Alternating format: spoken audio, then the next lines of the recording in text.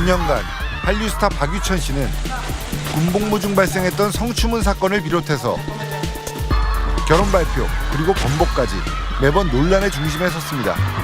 그런데 새해가 되자마자 이번엔 12억대의 소송에 휘말렸습니다. 바로 그의 반려견 때문이었는데요. 대체 어떻게 된 일일까요?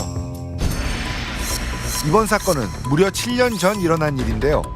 박유천 씨 반려견에게 물렸다며 그의 지인이 중과실치상 혐의로 지난주 박유천 씨를 고소했습니다.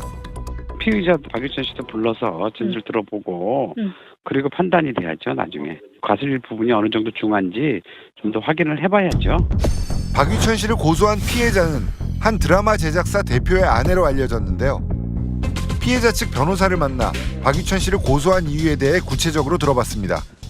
피해자분께서 장기간 치료를 진행을 하시다 보니까 좀 지쳐서 이제 치료를 잠시 중단하셨던 시기가 있습니다. 이런 부분에 있어서 너무 원점부터 다시 시작했다는 게 굉장히 힘이 드셨나 봐요. 최후의 수단으로 법적 절차를 찾으시게 된 거죠. 또 하나의 가족이죠.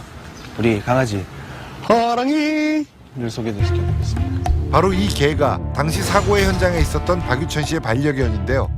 대체 7년 전 그의 반려견과 피해자 사이에는 무슨 일이 있었던 걸까요?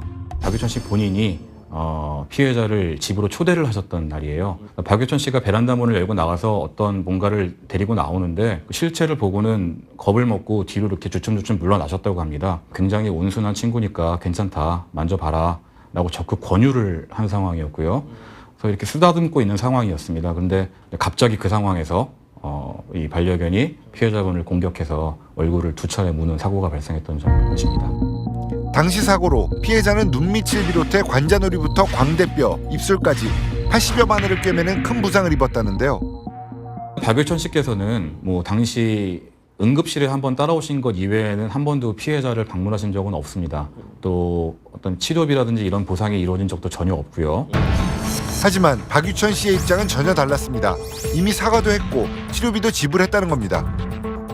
드라마 얘기한다고 찾아오셔서 집에 그래갖고 박유천 씨도 밖에 있다가 만난다고 집에 왔던 거고 자기가 걔 좋아한다고 걔 친하게 만진다고 해갖고 만진다고 이제 배에 나갔다는 것이고요.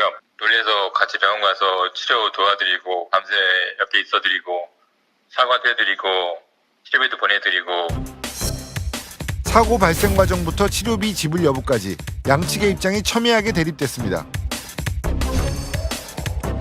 그렇다면 당시 집안에 있다가 피해자를 공격했다는 반려견 하랑이는 대체 어떤 개일까요?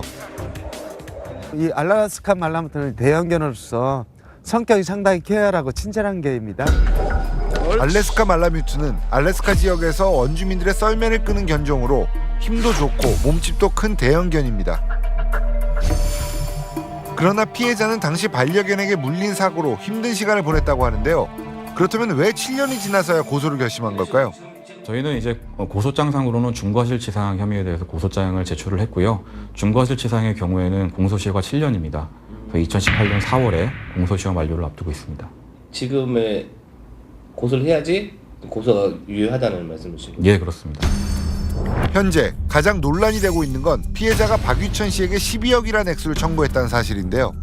이 12억이라는 금액이 혹시 형사합의금이 아니냐라고 오해를 하시는 분들이 많이 계세요. 피해자분께서는 형사합의금을 요구하고 계신 게 아니라 피해자에게 실질적으로 발생한 손해 그리고 앞으로 발생이 예상되는 손해 여기에 대한 부분을 청구하고 계신 겁니다. 피해자는 평생 흉터를 안고 살아가야 한다는 말과 함께 노동력 상실률이 60%에 달한다는 후유장애 진단을 받았다는데요.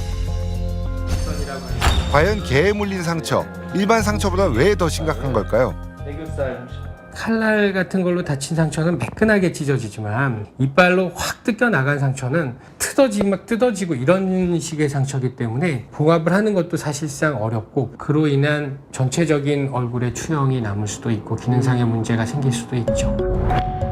이로 인해 피해자는 7년간의 치료비 3억여 원을 비롯해 향후 치료비와 일시 손해비까지 모두 포함 박유천 씨에게 12억 원을 청구했는데요. 현재 박유천 씨는 피해자가 일방적인 주장을 하고 있다며 법정 싸움을 예고했습니다. 법에 따라서 정당하게 판단을 받고 보상을 해드리면 해드려야 되고 그 전에 사실관계가 좀 명확하게 이루어지고 그렇게 해야 되는데 언론 플레이가 나오는 것 같고 이런 식의 과정들이 과연 타당한가. 얼마 전 한류 스타 최시원 씨의 반려견이 이웃을 물어 피해자가 결국 사망에 이르게 된 충격적인 사건이 있었죠. 이와 같은 사고가 계속되자 최근 정부는 반려견 안전관리 대책을 내놓기도 했습니다. 본인의 반려견 사고까지 소송으로 이어지며 새해부터 다시 법정 공방에 휘말린 박유천 씨. 이번 소송 결과도 주목됩니다. 지금 어쨌든 양측의 의견이 너무 첨예하게 그러네요. 다른데요. 먼저 피해자 측에서는 박유천 씨의 권유로 개를 만졌고 개가 물 수도 있으니 조심해라 라는 당부를 하지 않았기 때문에 박유천 씨 측의 과실이 크다라고 주장하고 있는 상황이고요. 네. 박유천 씨 측은 자신이 없는 사이에 피해자가 개를 만지기 위해서 베란다로 나갔다. 그렇기 때문에 피해자 측의 과실이 더 크다라고 주장하고 있는 상황입니다. 알겠습니다. 저는 다음 주에 찾아뵙겠습니다. 고맙습니다.